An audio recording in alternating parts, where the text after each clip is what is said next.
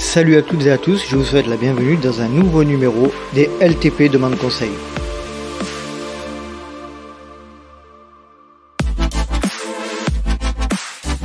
Je suis extrêmement heureux de vous retrouver pour un nouveau numéro des LTP Demande Conseil. Ils sont assez présents en ce moment dans la programmation et voilà, c'est par ces épisodes-là qu'on apprend le plus, que vous apprenez le plus et que j'apprends le plus au contact de ceux qui savent et de ceux qui sont sur le terrain. Donc aujourd'hui, plus que tout autre épisode, ça va être vraiment le cas. Eh bien aujourd'hui nous allons parler de quoi? Et nous allons parler de sport d'endurance et plus particulièrement de trail et d'ultra trail en rapport avec la grossesse et l'après-accouchement, le postpartum. Et donc dans cet épisode nous allons parler un petit peu des dangers que représente les sports d'endurance, surtout à gros volume dans ces cadres-là, et puis des bonnes pratiques à mettre en avant, et puis aussi ce qu'il y a de bon dans la pratique du sport dans ces périodes.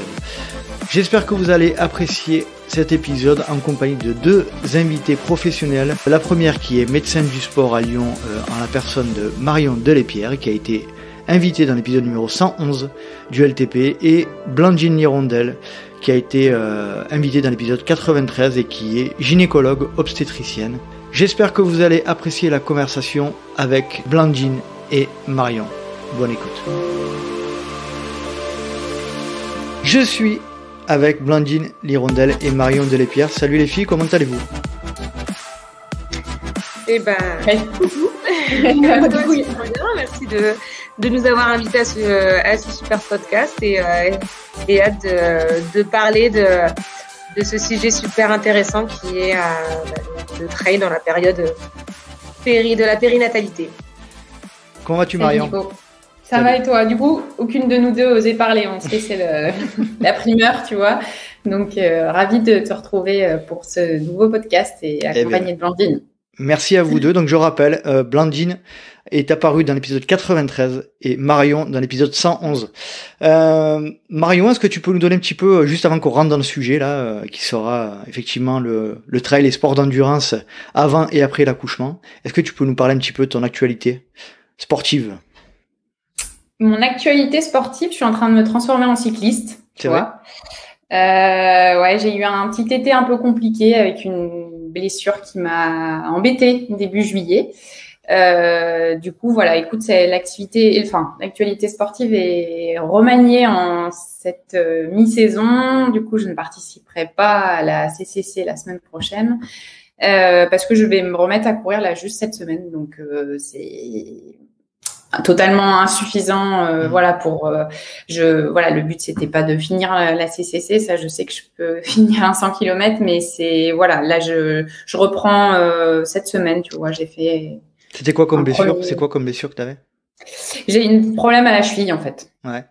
Voilà, j'ai une cheville un petit peu capricieuse et du coup suite à une torsion et voilà, j'ai déchargé, j'avais un petit œdème au niveau du péroné et j'ai préféré mettre le holà sur les impacts et puis décharger, faire du vélo, de la natation pour que ça cicatrise bien et voilà. Ok, bon ben on te souhaite tout le meilleur pour la reprise, hein. Ça doit te manquer de pas courir, j'imagine. Ouais, l'année n'est pas finie, mais voilà, ça perturbe un peu les plans, mais voilà, écoute, j'ai pris beaucoup de plaisir à vélo aussi, donc c'était chouette. J'ai pas rien fait non plus et. T'as pu travailler le cardio à basse intensité, c'est bien. Ouais, même à haute intensité, dans l'école. Donc voilà, ouais. Cool. Blandine, de ton côté, bon ben déjà félicitations pour ton titre de championne d'Europe de trail, hein. Ça c'est fait. Donc voilà, est-ce que tu peux nous faire un bref retour sur cette expérience et puis nous donner un petit peu ton actualité de ce qui vient de se passer, de ce qui arrive aussi.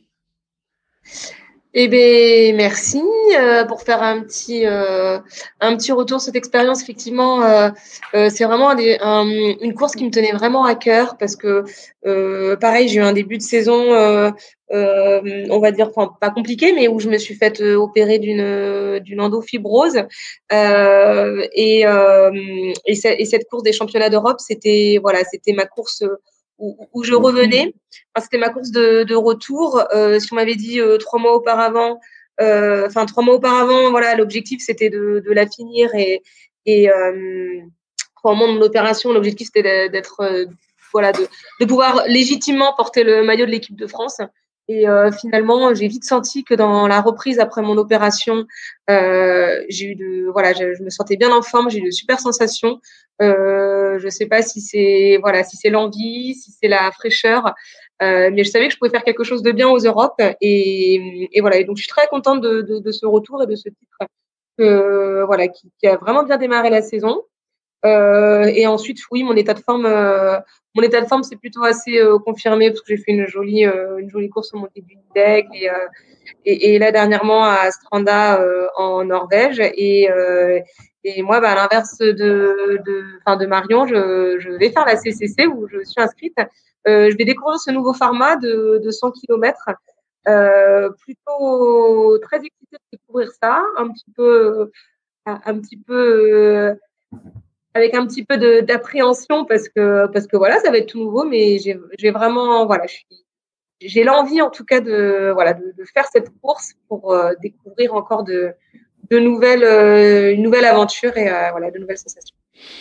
Parfait. Bon, merci à toutes les deux pour avoir parlé de votre actualité, c'est très sympa. Merci beaucoup et puis on vous souhaite à toi Marion et à toi Blandine le meilleur pour la suite et on se croisera certainement dans les prochaines semaines sur Chamonix, je pense.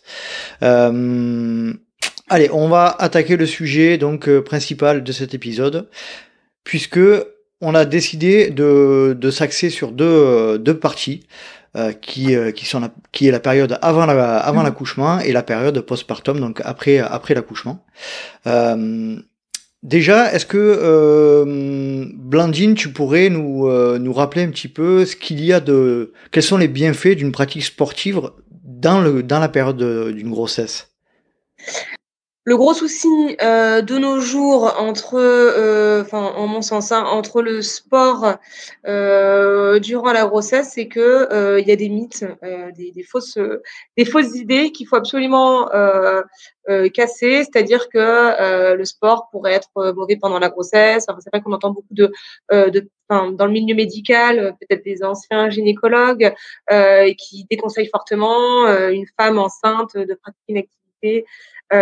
Parce que ça pourrait être à risque de fausse couche, à risque de choses mauvaises pour le bébé. Et déjà, d'une part, c'est absolument faux. Et comme tu le dis, c'est absolument faux. Il n'y a pas de risque d'une pratique du sport pendant la grossesse, dès lors que c'est une grossesse physiologique. Et comme tu dis, il y a même quasiment que des avantages. Déjà, d'un point de vue, on va dire, de la prise de poids, donc ça permet d'avoir de pas avoir une trop grosse prise de poids pendant la grossesse, ce qui permet aussi du coup indirectement de limiter les risques de diabète gestationnel par exemple, d'avoir aussi un gros bébé et donc tous les risques qui peuvent être liés à l'accouchement d'un gros bébé. Ça va permettre aussi de diminuer tous les petites douleurs, tous les petits maux liés à la grossesse, les douleurs au niveau lombaire, les sciatalgies, les nausées, les vomissements. On a vu que faire du sport, ça pouvait un peu diminuer tous ces petits maux qui sont présents notamment au premier trimestre de la grossesse. Ça va permettre de prévenir des pathologies liées à la grossesse, donc comme j'ai dit le diabète gestationnel, mais aussi la pré-éclampsie, l'hypertension gravidique, donc c'est l'hypertension pendant la grossesse. Donc ça va permettre de limiter et de prévenir ces pathologies pendant la grossesse. Même en postpartum, donc ça va aussi faire du sport pendant la grossesse, ça va permettre de prévenir les maladies liées au périnée, les incontinences urinaires, les prolapsus, etc. Quelque chose d'indéniable, c'est au niveau psychologique. Au niveau psychologique, ça va donner un confort, un bien-être maternel qui va être aussi du coup fétal, en l'occurrence, que ce soit pendant et après la grossesse. L'activité physique pendant la grossesse a vraiment énormément de bénéfices pour la maman et pour le bébé.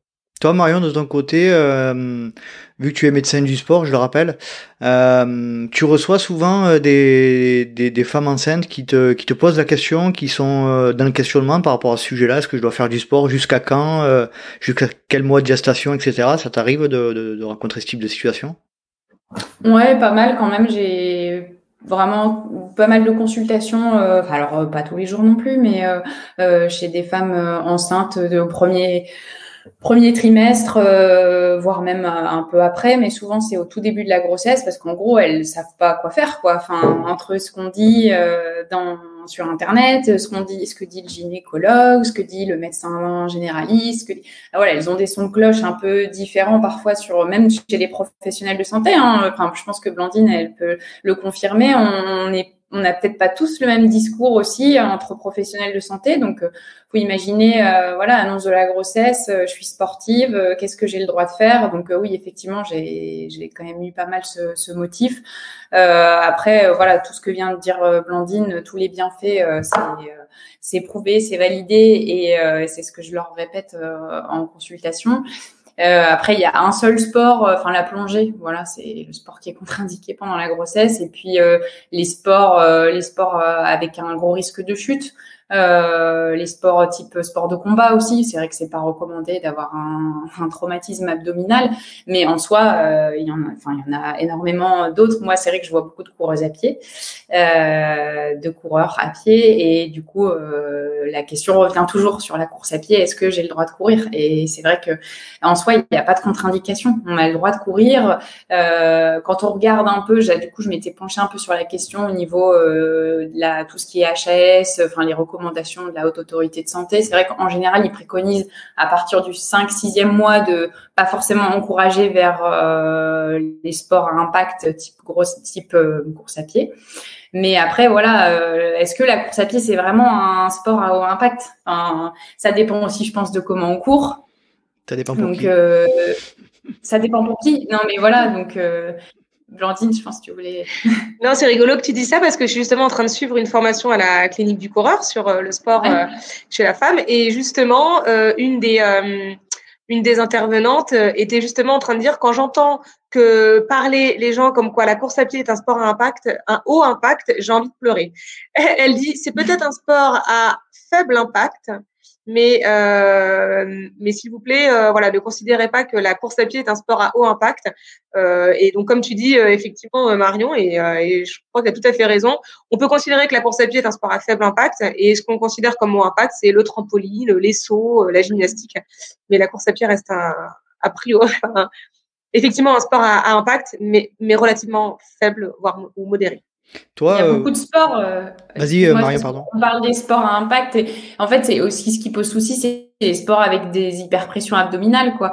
Enfin, quand tu fais de l'escalade, tu peux avoir une hyperpression abdominale. Pourtant, c'est un sport porté. Mais en fait, tous ces sports qui peuvent être un peu explosifs aussi, tu fais du bloc, c'est explosif. Enfin, je pense qu'il faut essayer d'arrêter de diaboliser la course à pied et la grossesse. Si c'est une grossesse qui se passe bien, qu'il n'y a pas de soucis particuliers, qu'en plus la patiente elle est coureuse à pied, il n'y a aucune raison de lui interdire la course à pied. Et alors si en plus elle a une foulée elle a du pied, on va dire, et qu'elle a une foulée qui est peu impactante, bah il y a aucun souci. Enfin voilà, excuse-moi de t'avoir coupé, Nico, mais non, voilà, pas de souci. Vraiment préciser ça sur la course à pied et la grossesse, il n'y a pas de contre-indication. Blandine, et après je reviendrai vers toi, Marion, sur ce sujet-là. Au niveau de ta formation théorique, universitaire, on va dire, quel a été le positionnement de tes formateurs sur ce sujet-là? La réponse va être simple, en fait, c'est aucune. C'est une catastrophe. Le problème, c'est que moi, dans ma formation de gynécologue obstétricien, on n'a jamais eu… Alors déjà, jamais on parle du sport et de la grossesse. Le souci quand on est gynécologue obstétricien dans la formation, c'est qu'on va faire beaucoup d'obstétrique, c'est-à-dire tout ce qui va être les accouchements compliqués, etc. On va faire tout ce qui est chirurgie d'urgence, etc. Parce que effectivement, une fois qu'on sera médecin et qu'on sera en salle à la maternité et qu'il faudra gérer une urgence, on n'aura pas le temps de dire attendez, j'ouvre le bouquin et je me renseigne. Donc on est assez formé sur tout ce qui est urgence, mais après tout ce qui est plutôt côté médical, absolument pas. Et c'est pour ça que moi, j'ai enfin fini mon cursus médical et j'ai passé ma thèse il y a maintenant 1 an et demi. Maintenant, entre guillemets, je me forme sur ce dont j'ai envie. Et là, ça fait on va dire depuis le début de l'année que j'essaie de me former un petit peu là-dedans. Il existe des formations, enfin là tu parlais de la clinique du coureur, il y a beaucoup de supports sur ce sujet-là ou tu es obligé vraiment de trouver par toi-même Et ben justement, c'est là où je veux en venir. C'est très compliqué. Donc je pense que j'ai fait toute la bibliographie qui puisse exister sur Internet jusqu'à ce que en fait les gens viennent vers moi et me disent et du coup la clinique du coureur sont venus vers moi en me disant mais ça tombe bien, on organise une formation là-dessus. J'ai aussi acheté, enfin voilà, je me suis renseignée sur des bouquins, etc. Mais non, il n'y a pas de formation. J'ai contacté, il y a une Carole Maître, donc c'est un docteur, le docteur Maître à l'INSEP, qui est à peu près la seule gynécologue du sport à proprement parler en France et qui m'a dit que dans les années à venir, ils allaient organiser un DU de gynécologie du sport, mais qui n'existe pas encore. Donc c'est vrai que c'est compliqué et voilà, il faut soi-même aller essayer de piocher un petit peu à droite à gauche. Mais en tout cas, tu me demandais, moi je trouve que dans le milieu médical, ce qui ressort le plus souvent, c'est ce que disait Marion, c'est que les gens ils sont très réticents à la pratique de la course à pied, enfin du sport en général et a fortiori de la course à pied pendant la grossesse. Je pense que c'est le principe de précaution. Voilà, moi je préfère on va pas se positionner, ne faites pas de sport parce que de toute façon il y aura pas il y a plus il n'y a pas de risque à pas faire de sport alors qu'il y aura plus de risques à vous proposer du sport. C'est un peu le discours qui ressort alors que pour moi c'est quelque chose qu'il faut vraiment bousculer, que voilà, vraiment promouvoir le sport pour tous les bienfaits que j'ai dit et encore je pense que j'en ai oublié plein. Et les risques sont quand même faibles. On en parlera peut-être, mais voilà, les seuls risques de la course à pied et du sport, ça va être lié à des contre-indications s'il y a une grossesse pathologique, mais si une grossesse se déroule normalement, il y a absolument que des bénéfices à pratiquer une activité. Marion, de ton côté, je pose un peu la question, mais inverse, c'est-à-dire toi qui es formé en tant que médecine du sport, est-ce que dans ton cursus, tu as été formé justement sur le sujet de la pratique du sport pendant la grossesse? Moi, très peu. Très peu, c'est évoqué un peu dans la partie, alors pas la partie médecine générale, la partie médecine du sport, le DU de médecine du sport, mais franchement, c'est survolé. Enfin, moi, je me suis beaucoup renseignée. J'essaie de lire à droite à gauche. Effectivement, la formation je savais pas que Blandine faisait cette formation-là de la clinique du corps, je vais la faire aussi cette année. Parce que voilà, je suis tombée dessus et que j'avais envie de me former un peu plus sur le sujet. Mais voilà, c'est sûr que on prend pas de risque. Voilà, c'est zéro risque. Les sports qui sont conseillés, c'est natation, yoga. Mais je veux dire, moi j'adore la natation yoga, c'est pas le problème. Mais tu vas pas forcer quelqu'un qui aime pas nager à se taper la natation pendant toute sa grossesse ou du yoga. Si cette personne-là en salle aime bien faire du renfort ou je sais pas moi, de la course à pied typiquement, et ben voilà, pour moi il faut arrêter toutes les injonctions qui tournent autour de la grossesse. Il y en a déjà assez avec l'alimentation, la gestion de plein de choses, et je pense que si on peut se faire plaisir en sport de manière raisonnable, alors on en parlera peut-être un petit peu aussi plus en profondeur juste après, mais voilà, pour moi il n'y a pas de contre-indication et il faut pas hésiter et puis il faut sentir les choses. Enfin, je pense que c'est important c'est du bon. Pour moi, il y a beaucoup de bon sens aussi dans cette période-là et je pense qu'il faut s'écouter. Et si on le sent pas et que on est coureuse à pied et que c'est quelque chose qui nous attire pas pendant la grossesse, c'est tout. On fait autre chose. Et si c'est quelque chose qui nous fait envie et qu'on a envie de continuer de courir à pied, de courir, donc il faut le faire, quoi. Blandine, est-ce que tu as, je pose aussi la question à Marion également, mais est-ce que vous avez pu constater des études scientifiques qui démontreraient les méfaits de la course à pied pendant cette période-là, ou les bienfaits? Est-ce qu'il y a des trucs qui ont été faits sur ce sujet ou pas du tout? Oui, il y a pas mal d'études alors les méfaits de la course à pied. Sur les méfaits.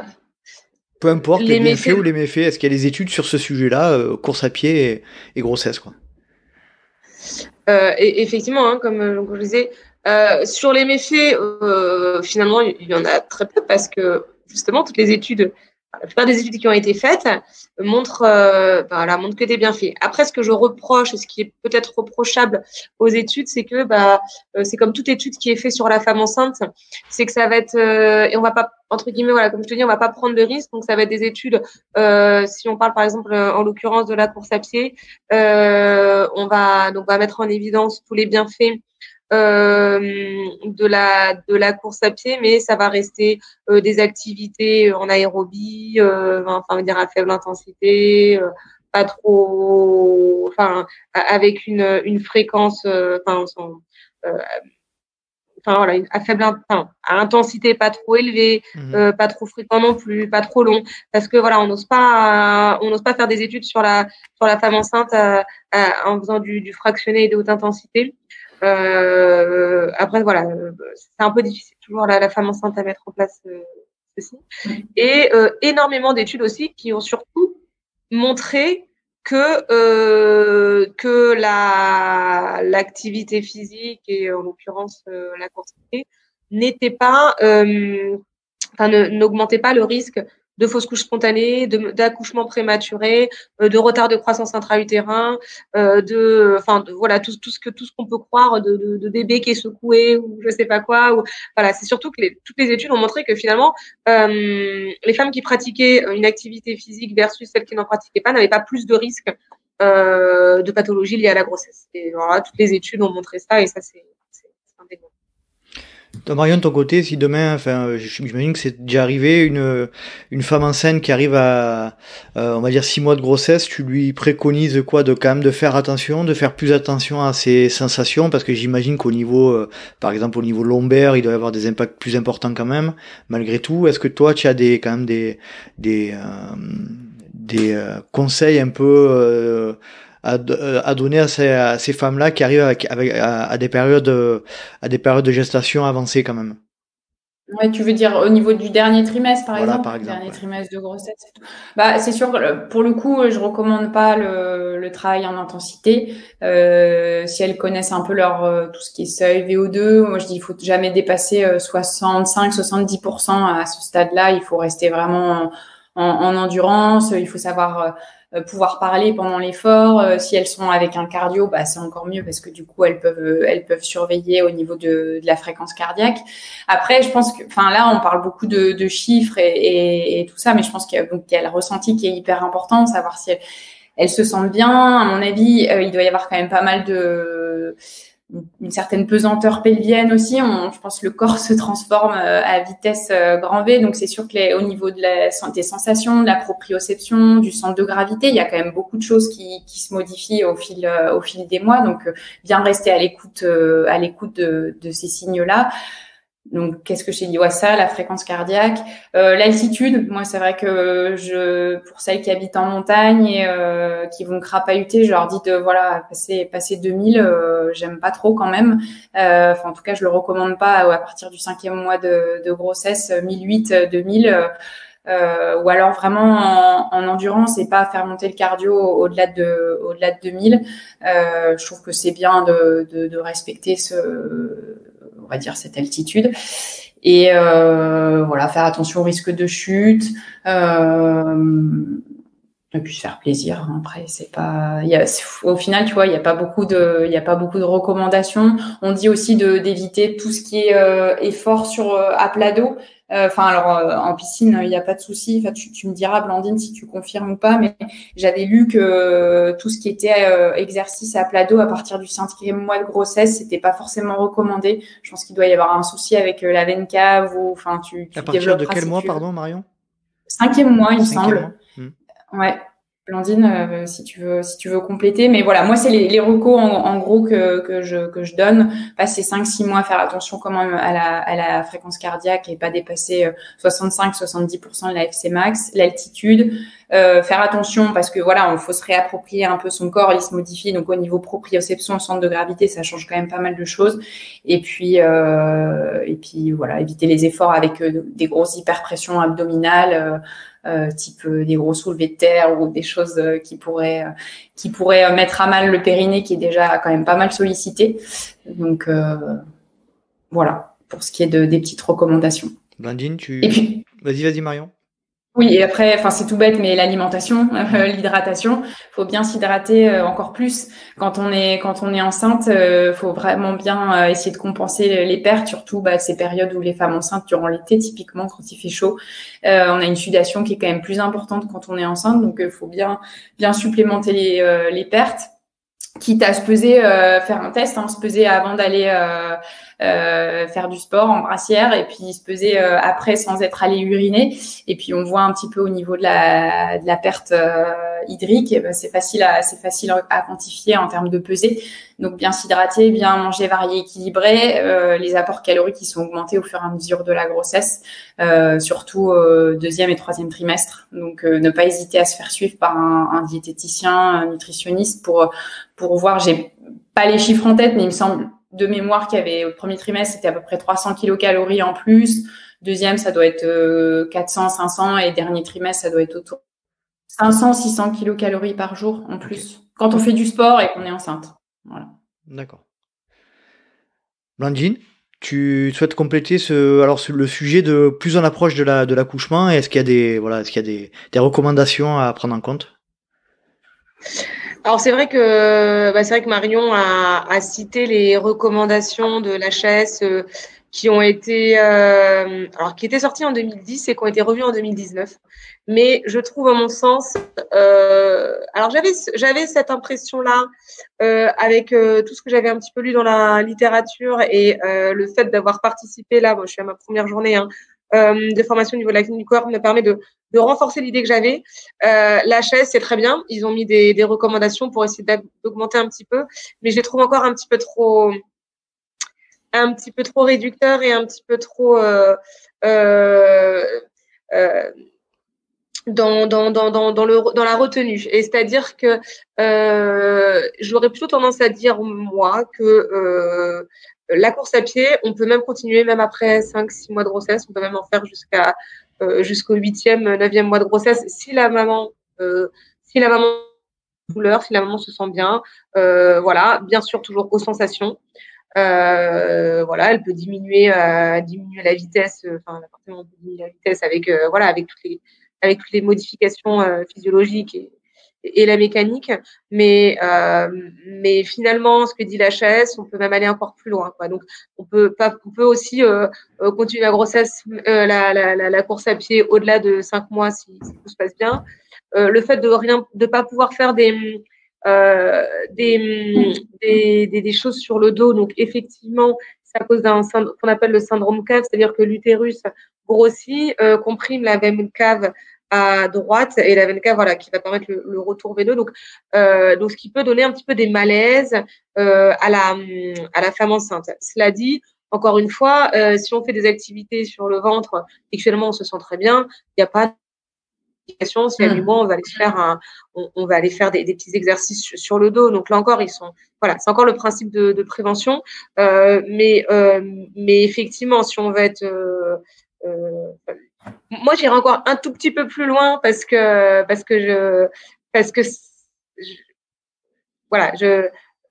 un petit peu plus loin et j'oserais le dire. Après, effectivement, tout ce que tu dis, c'est toutes les recommandations, qui ont été parues au niveau de la Haute Autorité de Santé. Donc, pour le sport pendant la grossesse et c'est très bien qu'en France on ait eu ça, mais voilà, en tout cas au Canada par exemple, ils ont beaucoup plus d'avance et eux autorisent même après 6 mois les exercices sur le dos, ils autorisent aussi.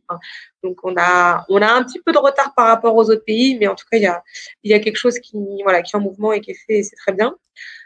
Comparé à ce que tu disais au niveau de l'alimentation et de la nutrition, de l'hydratation, effectivement, alors s'il y a une chose qui a été prouvée par rapport aux conséquences délétères de l'activité physique pendant la grossesse, c'est effectivement les hyperthermies malignes pendant la grossesse qui augmentent le risque de maladies du tube neural, les spina bifida, donc ça on l'a vu.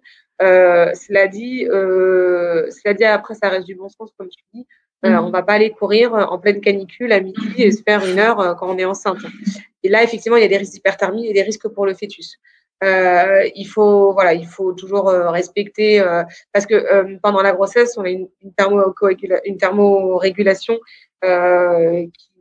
qui est un petit peu altéré, donc on peut vite avoir beaucoup plus chaud que quand on n'est pas enceinte. Donc, il faut faire attention à y aller le matin ou le soir quand il fait un peu plus frais et surtout bien boire.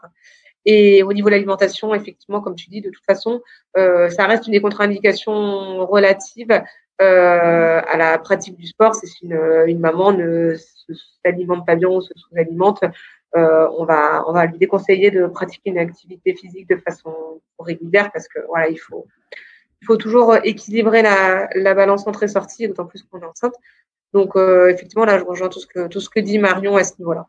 Très bien. Bon, on l'a compris, donc vous êtes plutôt favorable à la pratique du sport, même de la course à pied, jusqu'à assez tard dans la grossesse. Il n'y a pas de risque particulier, si ce n'est ceux que vous venez de citer. Marion, est-ce que tu veux ajouter quelque chose sur le sujet de la grossesse et de la course à pied, du sport de manière générale?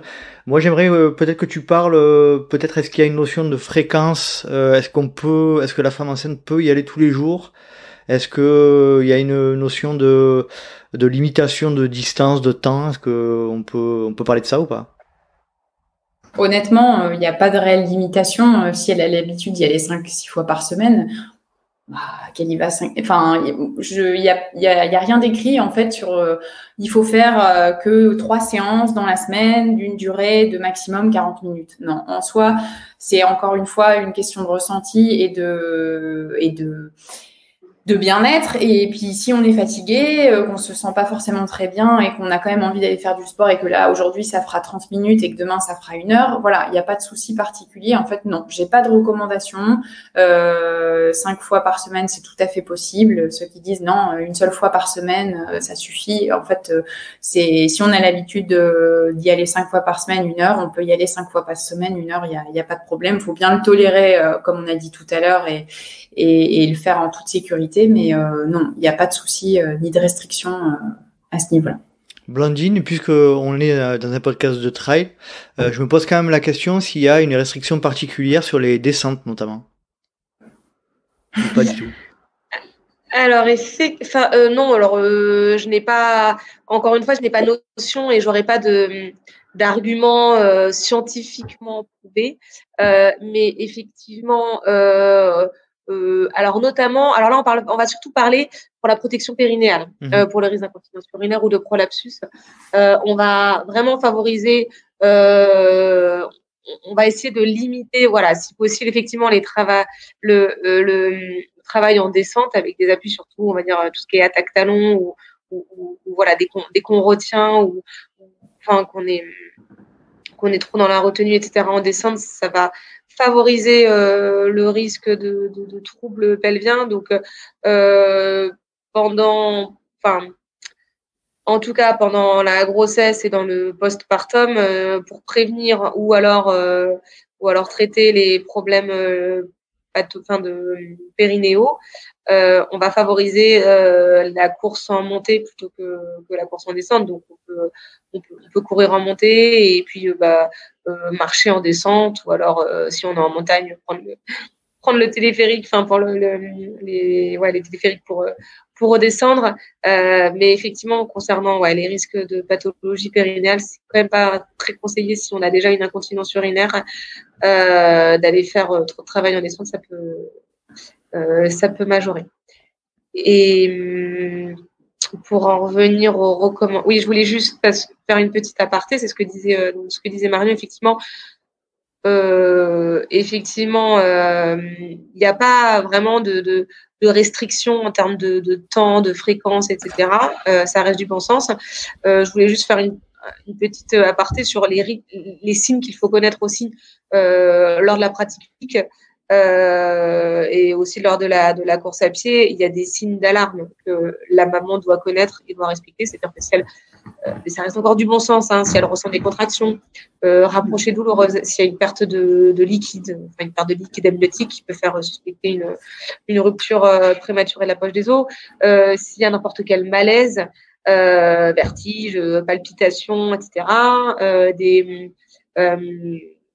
des saignements, des métrorragies qui peuvent faire évoquer soit une menace d'accouchement prématuré ou pire un décollement placentaire.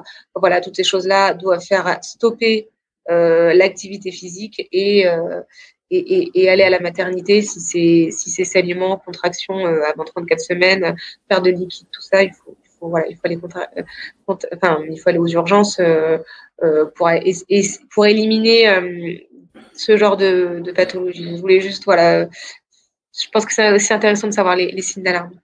Ok, très bien. Concernant course à pied et grossesse, est-ce que vous voulez rajouter quelque chose? Je crois que j'ai rajouté mon petit grain de sel. Très bien. Très bien, très bien. Bon, pour terminer sur ce sujet, deux choses. Alors vous allez rigoler, mais j'ai souvent remarqué que dans la majorité de la population, notamment chez les hommes, les hommes ne sont pas au courant qu'ils ont un périnée. Et oui, nous avons un périnée, les hommes. C'est incroyable. Hein. On rappellera un petit peu ce qu'est le périnée juste après dans la deuxième phase de l'épisode. Et puis pour revenir à des choses un petit peu plus sérieuses, je pense que quand même cet aspect, notamment dans le milieu médical, de réticence à faire du sport en période de grossesse, c'est aussi culturel, je pense. Hein, ça fait des siècles et des siècles que une femme enceinte et sport, je pense que c'est un total opposé au niveau culturel. Je pense que vous devez bien le ressentir dans votre profession tous les jours. C'était déjà compliqué, femme et sport tout court. Mm-hmm. Alors, si en plus tu mets femme enceinte et sport, oh là, c'est la catastrophe.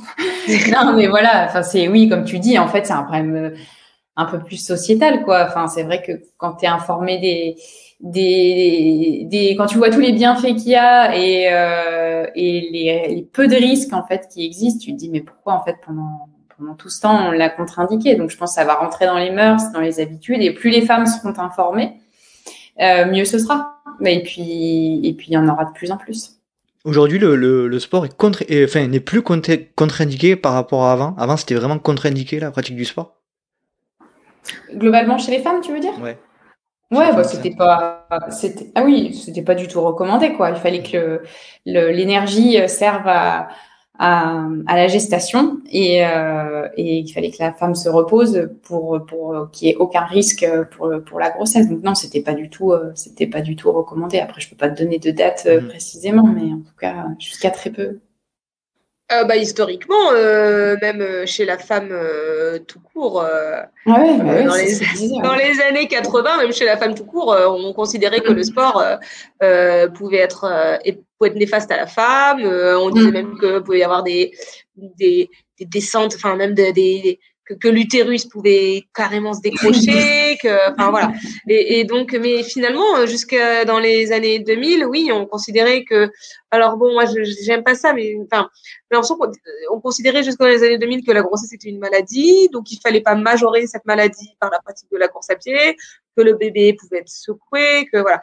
Donc oui, c'est vraiment, alors, à partir des années 2010 en France, qu'il y a eu un changement. Comme je disais, dans les autres pays, et notamment au Canada, ça a été à partir des années 2000 où voilà, on a eu plutôt une politique de sport, du bienfait du sport pendant la grossesse. Mais voilà, sur des millénaires, 10 ans, c'est rien. Et j'espère que ça ira de mieux en mieux parce que là, on est encore loin même. On fait des efforts, mais je pense qu'on peut même encore aller plus loin sur la pratique. On est encore trop réticent à certaines choses. Mais encore une fois, on est bloqué par l'éthique et par les études parce que c'est compliqué de faire des études chez les femmes enceintes. Mais par exemple, ce que disait Marion sur la fréquence cardiaque à 70, avec en essayant d'avoir toujours une activité physique. En endurance où on peut continuer à parler, donc sur une échelle de Bjorg, par exemple, être à 5 sur 10, on va dire. Certaines études qui ont un peu poussé le truc montrent que non, on peut aller même jusqu'à une fréquence cardiaque à 90% de sa fréquence cardiaque maximale. Et quand ils font des études, donc un groupe de patients qui va avoir tout un programme avec des exercices de fractionner à haute intensité à jusqu'à 90% de la FC max n'aura pas plus de conséquences de conséquences néfastes versus une population qui va rester qu'en endurance. Mais encore une fois, il n'y a pas assez d'études qui ont été faites, donc on peut pas donner la recommandation clairement. Donc je vais pas dire à toutes les femmes, allez-y, faites des fractionnés pendant toute votre grossesse parce que ça, j'aurais pas voilà, les recommandations ne sont pas clairement établies, mais a priori sur le peu d'études qui a été fait, il y aurait pas de faits trop néfastes, mais j'espère que dans les années à venir, on va changer, on va faire des études et voilà, on va travailler dessus. Après, la question aussi là, c'est scientifique, mais est-ce que tu as vraiment envie de fractionner quand tu es enceinte? Enfin, tu vois, je pense aussi qu'il faut, enfin, il y a autre chose que voilà, une question de fréquence cardiaque, de périnée et tout. Est-ce que on a vraiment envie d'aller faire des séances quand on est enceinte? Je pense qu'en fait, tu passes un peu à autre chose et bon, on n'est pas maman, on sait pas encore ce que ça fait, mais je pense qu'à un moment, enfin, c'est vrai que on n'a peut-être pas forcément envie de se coller des séances à 6 mois de grossesse et bon, voilà, je pense qu'il faut voir aussi à l'instant T comment on se sent et si on a juste envie de se faire plaisir et de faire du sport en endurance et de se faire sa sortie en montagne, bon bah tant mieux. Et puis je pense que c'est plus aussi après un problème, enfin pas un problème, mais c'est plus sur l'instant T, voir comment on se sent et comment on est vis-à-vis de son sport, quoi. Très bien. Bon, ouais. Vas-y, Blandine. Non, mais tout à fait, je te comprends. Là, c'est vrai que je parle des athlètes qui ont toujours en tête ce niveau de, enfin peut-être des athlètes de haut niveau ou professionnels, mais voilà, la maman lambda sportive, comme tu dis, hein, elle a plutôt envie de faire du sport bien-être pour se sentir bien, pour elle, pour son bébé. Donc effectivement, ce que je te parle de la fréquence cardiaque, aller à 90 de FC max, etc. Ça concerne une petite portion de la population, mais cela dit, c'est vrai que c'est une question que des fois qu'on me pose et que je retrouve jusqu'à combien je peux aller, est-ce que je peux faire du fractionné, etc. Donc voilà, mais comme tu dis, effectivement, à mon avis, la majorité des mamans ont surtout envie de faire du sport plaisir pour se sentir bien. Donc oui, effectivement, c'est ça. C'est une minorité, mais ça m'est arrivé plusieurs fois qu'on me pose cette question.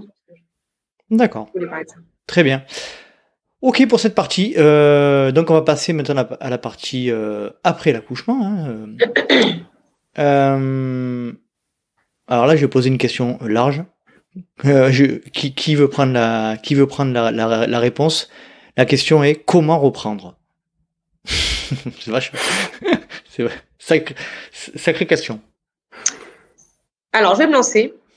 Parce que là, encore une fois, pour l'instant, les recommandations, si on se fie à ce que les recommandations nous disent et ce que nous, en tant que professionnels de santé, on nous dit, c'est attention, pas de reprise avant les 6 semaines post-partum. Et parce que scientifiquement, il faut 6 semaines pour que l'utérus se remette en place, pour que le corps reprenne sa physiologie d'avant, parce que il y a de nombreuses modifications physiologiques cardiovasculaires, posturales, ostéo-articulaires pendant la grossesse. Et normalement, il faut 6 mois.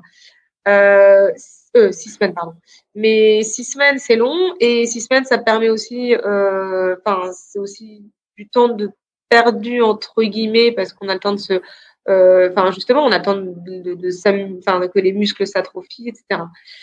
Donc, comment reprendre finalement, même dès lors, à partir du moment où, même sur la table d'accouchement, on peut commencer à reprendre. Alors, attention, on peut commencer à reprendre par des petits exercices d'abdominaux, des petits exercices au niveau des muscles profonds, etc., pour ressentir un petit peu, pour essayer de limiter pour essayer de limiter tout ce qui est diastasie des grands droits, etc.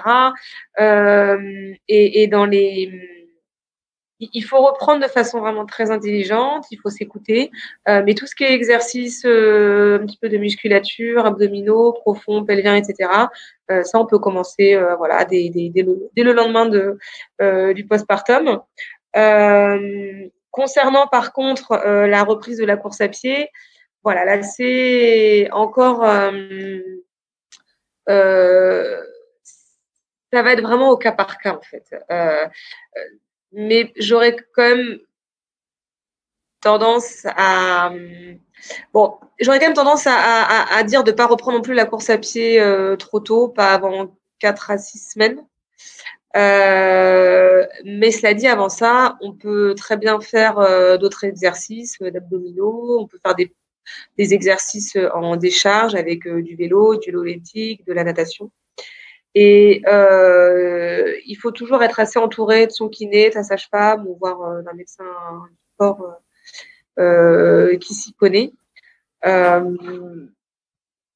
Je me suis lancée, mais en fait, en parlant, je me rends compte que finalement, peut-être que Marion aura plus de données que moi. Ouais, tu peux compléter. Alors, effectivement, juste la natation, je sais pas, alors ça, je sais pas du tout. Il dit c'est peut-être 4 semaines ou 5 semaines, je sais. Enfin, après, ça dépend si tu as eu une césarienne ou si tu as eu, c'est ça aussi, en fait. Si tu as eu une césarienne ou un accouchement par voie basse, je pense que ça doit varier, le délai doit varier. Moi, j'avais en tête 4 semaines pour tout ce qui était natation et bain, voilà. Après, c'est vrai que comme dit Blandine, on peut recommencer, je pense, assez rapidement à avoir, sans parler de sport, course à pied, mais y avoir une simple activité physique, en fait, de la marche, aérobie. Enfin, je pense que porter son bébé aussi au début, enfin, c'est tellement un gros chamboulement, je pense au niveau corporel. D'un coup, vous avez un gros ventre et puis vous vous retrouvez sans rien. Enfin, les viscères, tout ça, ça doit un peu reprendre sa place. Donc, je pense qu'il faut déjà se réapproprier son corps en postpartum. Est-ce que l'accouchement s'est bien passé ou pas? Est-ce qu'il a été compliqué, long, difficile? Est-ce qu'on est crevé ou pas? Est-ce que effectivement il y a une césarienne? Je pense que c'est un peu plus long quand il y a une césarienne. Enfin, Blandine, tu me corrigeras ou pas, mais je pense que c'est un tout petit peu plus long quand il y a une césarienne que quand il y a un accouchement par voie basse, parce qu'il faut qu'il y ait une cicatrisation quand même complète des tissus. Je pense qu'assez rapidement, effectivement, on peut commencer à retravailler tout ce qui est périnée et abdos. Pour moi, les deux, ils vont vraiment de pair. Je pense qu'on peut pas parler de renfort du périnée sans les abdos. Petit moment, définition. Allez, périnée. Et pourquoi peux-tu expliquer pourquoi les hommes en ont un aussi? Comme ça fera l'affaire. Dur, là. Le périnée, en fait, c'est comme un hamac, je pense, qui est tendu entre ton bassin à l'arrière, enfin le sacrum et puis le pubis à l'avant. C'est un soutien de tes viscères. Donc voilà, c'est une espèce de plancher en fait. De tes organes, ouais, voilà. T'as le rectum, t'as la vessie, donc c'est le plancher pelvien. Blandine, tu peux rajouter un truc si tu veux. Et c'est un ensemble de muscles, c'est vrai en fait. que Nicolas, tu dis c'est un sort de plancher, mais effectivement c'est comme ça qu'on l'appelle, c'est le plancher pelvien. Ouais. Et c'est tout un assemblage de muscles. Il y en a énormément, hein. Mais vous rigolez, tu rigoles parce que tu dis les hommes ne savent pas qu'ils ont des périnées, mais la majorité des femmes ne se rendent pas aussi compte de leur musculature au niveau du périnée. Et quand on demande aux femmes de contracter leur périnée, il y en a beaucoup qui n'ont pas conscience de ça. Donc là, il faut dire, c'est comme quand vous faites pipi, vous retenez les urines ou que vous retenez vos selles ou quand vous faites caca, ou voilà, là vous contractez, etc. Mais il n'y a pas que vous, les hommes qui n'avaient pas conscience de leur périnée, la majorité des femmes non plus n'ont pas conscience. Et du coup, je rebondis et effectivement, c'est là où il va falloir tout ce programme de renforcement et de rééducation périnéale. Et en première ligne, la première chose à faire pour les femmes, c'est de leur donner conscience de ce muscle, de cette musculature, de cette force qu'on a à pouvoir retenir, à pouvoir contracter pour justement prévenir et traiter toutes les maladies pelvipérinéale et l'incontinence urinaire, prolapsus d'organes, etc. Et effectivement, j'ai parlé des abdos, mais oui, c'est abdominaux en lien avec la musculature du plancher pelvien et ces exercices-là, c'est à faire dès les premières semaines suivant le postpartum pour essayer de prévenir au maximum et de limiter les pathologies en lien avec l'accouchement. Alors, à savoir que tout le monde n'a pas forcément besoin de rééducation du périnée. En fait, on a vu qu'il y avait des patientes qui n'en avaient pas besoin. Donc, en fait, il y a des tests qui sont faits assez précocement suite à l'accouchement. Des tests qui sont faits avec des sages-femmes, des kinés qui sont formés à cette thématique.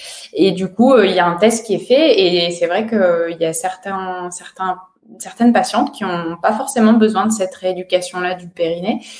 Donc ça, c'est quelque chose qui est fait par un professionnel de santé. Et il y a un verrouillage en fait du périnée et puis c'est testé la plupart du temps manuellement. Après, bon, il y a plein de techniques, il y a des techniques de sonde et tout ça, mais c'est vraiment quelque chose qui est testé en tout début de postpartum dans les 4 premières semaines, assez précocement, pour voir s'il y aura nécessité ou pas de rééducation.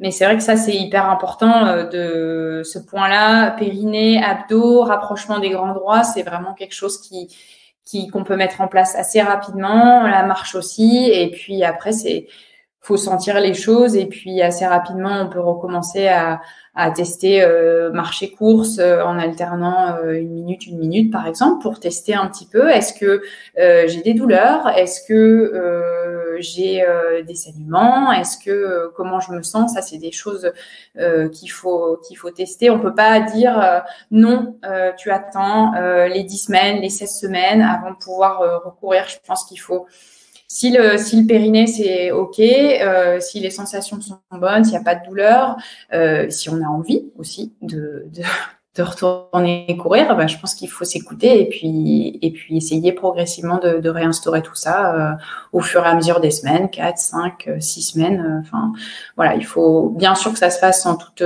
sécurité avec une bonne musculature.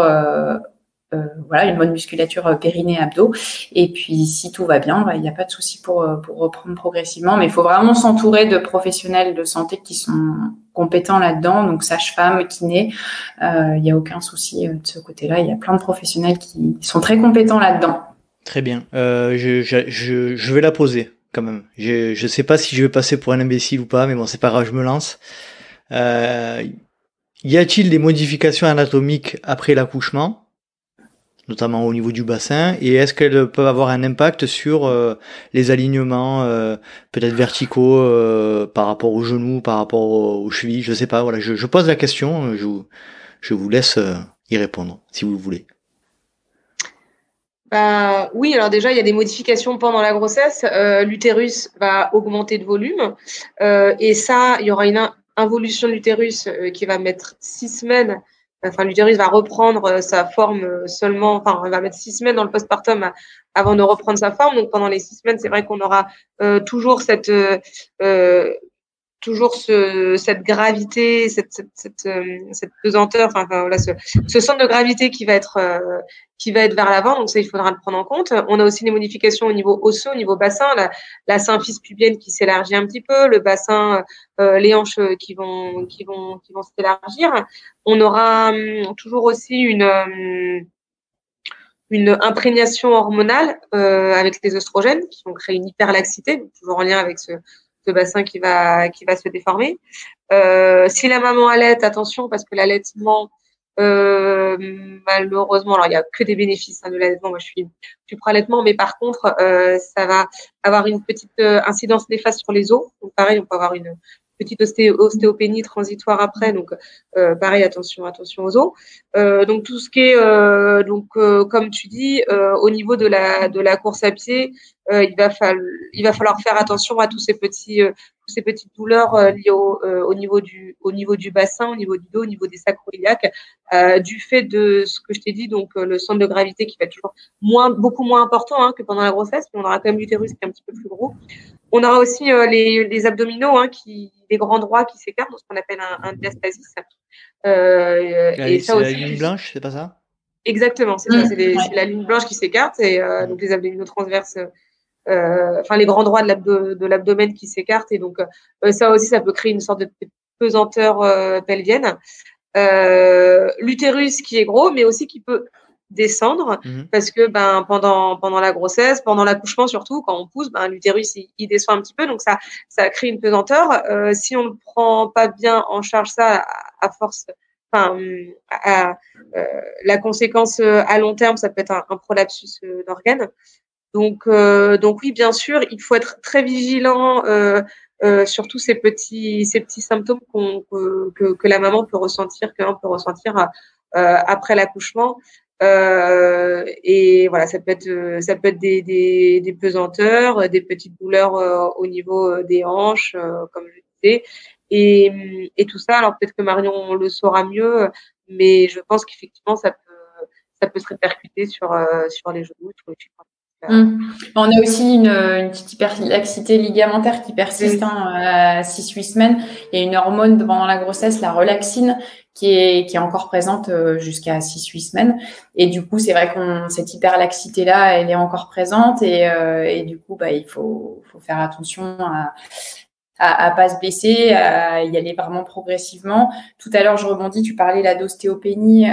Effectivement, il faut faire attention aux fractures de fatigue en reprise de postpartum, parce qu'on est un peu plus sujette à ce genre de pathologie, de blessure. Donc, pas hésiter à avoir une petite supplémentation en calcium, vitamine D après l'accouchement. Et puis la progressivité, forcément, c'est la règle dans ces cas-là, pas reprendre trop vite. Et même si on a l'impression que tout va bien, le bilan périnéal, il est OK, on a envie, il faut quand même faire attention à être progressif, parce qu'on est quand même sujette aux blessures. Voilà, il faut se réapproprier un peu son corps, le bassin. Est-ce que ça tiraille? Voilà, j'ai encore une petite hyperlaxité. Les abdominaux sont pas encore au top. Donc c'est sûr que voilà, il y a plein de petits éléments où il faut rester à l'écoute, pas hésiter à toujours pareil, se faire suivre par un ou une kiné spécialisée là-dedans, une sage-femme aussi, et puis après reprendre les choses progressivement. Ok, donc en ce qui concerne le postpartum, quand même, on a l'impression qu'il y a un peu plus de sujets à surveiller, et notamment ces problèmes hormonaux qui génèrent le fait qu'on est plus laxe, que les femmes enceintes sont plus laxes, et donc au niveau osseux, un peu de déminéralisation aussi, donc pas mal de choses à faire attention sur la reprise. Donc là, encore plus que limite pendant la grossesse, faire attention à la manière dont on pratique et à la reprise. Je pense que ça c'est le plus important. Je tiens à saluer Amandine Pezzani qui a écrit un petit blog, je crois que, je sais pas si vous l'avez lu, qui a un blog qui s'appelle Run with Pez, et qui a fait un super article sur sa période d'accouchement et sur son postpartum, et qui est super intéressant. Je mettrai les descriptifs en lien. Je salue Amandine qui est passée dans le podcast, et qui a eu, beaucoup de soucis de reprise, parce que, comme elle le dit dans son article, elle est repartie bien en tête après son accouchement, et puis, voilà, ça a pas loupé, hein. Le genou qui a pas tenu, voilà, et puis il a fallu refaire des examens, des examens vraiment, comme elle le dit, de révision, pour voir un peu d'où elle repartait. Et puis elle est repartie, on va dire, de zéro quasiment. Donc c'est pour ça, quand vous parlez de progressivité de reprise après l'accouchement, je pense que c'est vraiment hyper important. Ouais, moi je pense qu'il faut se refaire un physique en fait en postpartum, ce qu'on appelle la réathlétisation, le renforcement, et je pense que c'est important de se refaire un physique, et puis ensuite de pouvoir réattaquer sereinement ses sports habituels, quoi. Donc parce que voilà, je pense qu'en plus là les examens à faire, tout ça, je pense que tu as d'autres chats à fouetter quand tu as un nouveau-né, donc c'est sûr qu'il faut rester bien à l'écoute, progressif, pour derrière ne pas avoir à gérer ce genre de blessure, quoi.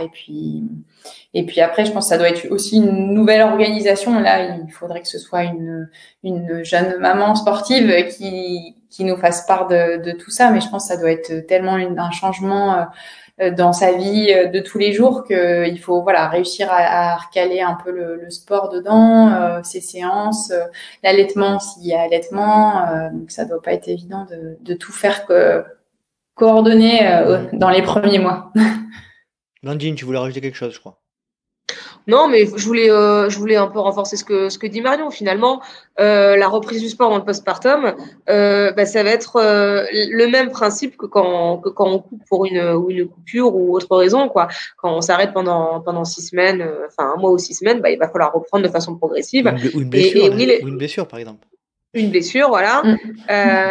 Au début, ça va être une minute de course, une minute de marche, et puis le lendemain, ça va être 5. Et voilà. Et finalement, ça reste du bon sens, sauf que dans la période du postpartum, vont s'ajouter tout ce qui est prévention des pathologies pelvipérinéales et voilà, et en lien avec les modifications qu'il y a eu pendant la grossesse. Mais en fait, le principe de base, il reste dans la progressivité comme n'importe quel arrêt. Et comme dit Marion, ça reste de la réathlétisation. Très bien. Je crois, Blandine, que tu proposes un peu de contenu là ces derniers temps sur les sujets gynécologiques, notamment sur Facebook. Je crois que tu as fait quelques lives aussi. Tu peux nous en parler? Oui, alors comme je disais, j'ai vraiment envie ces derniers temps de me spécialiser dans la gynécologie du sport. J'ai l'impression d'avoir j'avais l'impression d'avoir une sorte de légitimité en étant sportive et gynécologue. Et en fait, je me rends compte que j'ai énormément à apprendre. Donc j'ai quelques bases, parce que j'ai quelques bases de gynécologie, j'ai quelques bases en sport. Mais cela dit, je suis ni coach ni kiné. Dans la gynécologie, comme je vous dis, on n'est pas très bien formé. Donc j'ai commencé à vouloir à vouloir un petit peu informer, informer et dire un petit peu ce que je connais. Là, j'ai fait une petite pause, non seulement parce que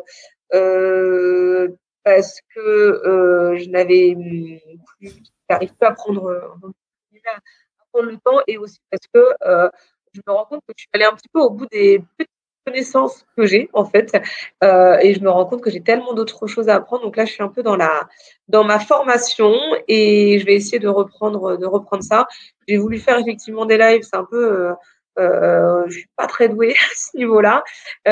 Donc là, c'est très bien. Merci Nicolas, parce que toi, tu as un podcast qui tient beaucoup plus la route que mes petits lives sur Facebook. Mais voilà, je trouve qu'il y a énormément de choses c'est très large, c'est hyper intéressant. Et là, j'ai envie vraiment de me former pour éviter le plus possible de dire trop de bêtises. Très bien, très bien, très bien. En tout cas, tes communications sur Facebook notamment, et même tes lives, c'était très intéressant. On a appris plein de choses. Toi, de ton côté, Marion, toujours médecin du sport à Lyon. Voilà, dis-nous un petit peu ce que tu fais en ce moment, sur quoi tu te formes, quel est un peu ton domaine de prédilection en ce moment là. Là, j'ai beaucoup de boulot en ce moment. Ouais. Cet été, il a été très très studieux. J'ai pas eu de congé encore, et du coup là, j'ai pas de formation, on va dire, en cours. Enfin, hormis, on va dire, les formations habituelles qu'on a en lisant des articles et en se renseignant à droite à gauche. Après, comme je t'ai dit en début de podcast, je vais me former un petit peu plus effectivement sur sport et grossesse, périnatalité. Donc, je vais faire là aussi la formation de la clinique du coureur. Et voilà, pour l'instant, c'est le boulot à fond, et je vais essayer de faire cette formation là d'ici la fin d'année. Et puis voilà, après c'est de la formation perpétuelle, on va dire. Il y a pas formation continue, n'est-ce pas? Formation continue, exactement, c'est le terme. Voilà. Parfait. Blandine, tu peux nous dire quelques mots là sur cette formation un peu plus en détail de la clinique du coureur, qui est la formatrice? Je sais pas si tu l'as dit. Oui, alors c'est Marion Rabalan, que je n'écorche pas son nom, qui est kinésithérapeute en Belgique, mais qui est française, qui a fait ses études en Belgique, et qui a fait notamment son doctorat sur la course à pied, la reprise de la course à pied chez la femme. En période de la grossesse, je crois que c'était sur ça. En tout cas, qui est très investi là-dedans. Attends, parce que du coup, je me remets sur son truc, et comme ça, je dirais pas de bêtises, parce que si jamais elle m'écoute, elle serait déçue. Elle est kinésithérapeute, elle a une maîtrise en kinésithérapie du sport et certifiée en périnatalité. Bon, elle a juste mis ça, mais voilà, je sais qu'elle a fait elle a fait une thèse ou un doctorat pour je sais plus quoi vraiment sur les troubles pelvipérinéens en lien avec la grossesse, de la femme enceinte. Et il y a aussi Sarah alors Sarah, je ne sais plus son nom de famille, qui est canadienne, et elle qui a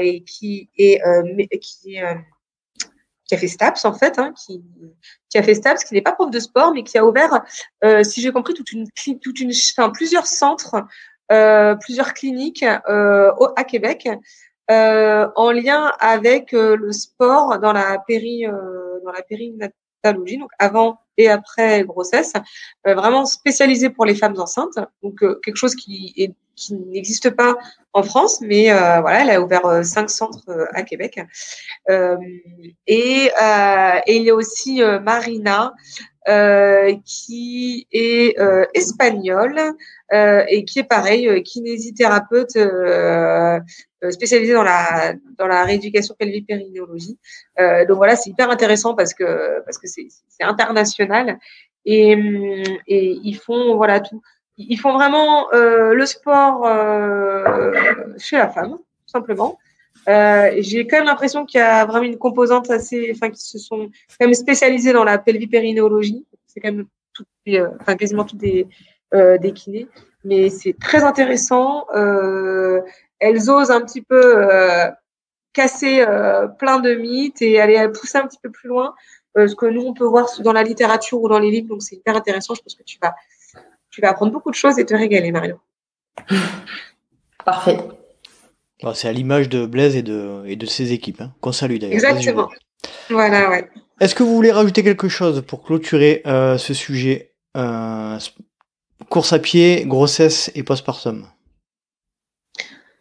Je pense qu'on a fait le tour. On pourrait en parler des heures, mais je trouve qu'on a été à l'essentiel et c'est le but aussi. Voilà.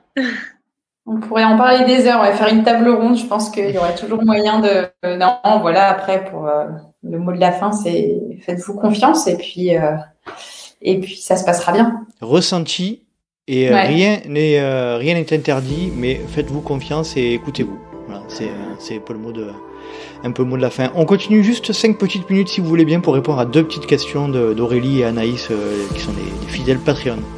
Je vous remercie toutes les deux, c'était super intéressant et puis je vous dis à bientôt. À bientôt, salut Nico. À bientôt. Salut Blandine. Et voilà, cet épisode est à présent terminé. J'espère que vous avez apprécié la conversation et que vous avez appris pas mal de choses concernant ce sujet ô combien important. Je remercie Blandine et Marion de nous avoir accordé tout ce temps dans leur emploi du temps chargé. Si vous souhaitez rejoindre le Let's Try Podcast sur les réseaux sociaux, rien de plus simple, rendez-vous sur Facebook, Instagram, à Let's Try Podcast. Vous pouvez également me suivre sur LinkedIn, Facebook, Instagram ou Strava à Nicolas Guilleneuf. Et n'hésitez pas, pour faire grimper le podcast dans les classements, à noter avec 5 étoiles sur Apple Podcast et Spotify. Et puis, ce qui est le plus important, c'est n'hésitez pas à parler du LTPO autour de vous. C'est vraiment la première arme qui permet de faire grandir la communauté. J'espère vous retrouver pour un prochain numéro du Let's Try Podcast. Et d'ici là, n'oubliez pas, si vous pensez que c'est impossible, faites-le pour vous prouver que vous aviez tort. Salut. Je vois OCC là, toi, tu l'as fait l'année dernière. Ouais, mais attends, je l'ai fait en mode rando. T'as encadré et tout, attention. Ouais, là, parce que là, il y a les Templiers là, tu vois. Ça, c'est 2 courses. Ah ouais. Il y a 2 courses qui m'ont. J'ai fait un peu le ménage sur les étagères, et du coup, j'ai mis 2 trucs. Ouais, t'as enlevé toutes les coupes et tout, quand t'étais champion du monde, machin, tout ça. J'ai tout enlevé parce que ça fait trop.